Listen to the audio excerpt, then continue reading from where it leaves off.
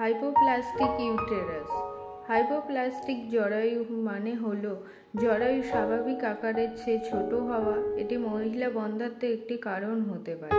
ছোট জরায়ুতে ডিম্বাণু নিষিক্ত হওয়ার পর ভ্রূণ ভালোভাবে বৃদ্ধি হতে পারে না। জরায়ুর অনুন্নত লক্ষণগুলি হল অনিয়মিত বা বেদনাদায়ক মাসিক, কামশক্তির অভাব, সন্তান ধারণের সমস্যা, যৌনাঙ্গের ঘন ঘন প্রদাহজনক রোগ, দুর্বল চুলের বৃদ্ধি, গর্ভপাত, এছাড়া আরও অনেক লক্ষণ দেখা যায়। হাইপোপ্লাস্টিকের কারণগুলি হল বাহ্যিক জরায়ু, অভ্যন্তরীণ জরায়ু, ম্যালিগন্যান্ট গঠন, লিভার এবং হৃৎপিণ্ডের জন্মগত ত্রুটি, কিডনি ব্যর্থতা, অটোইমিউন রোগ, ডিম্বাশয়ের ব্যর্থতা, প্রতিকূল বংশগতি ইত্যাদি আরও অনেক কারণও দেখা যায়।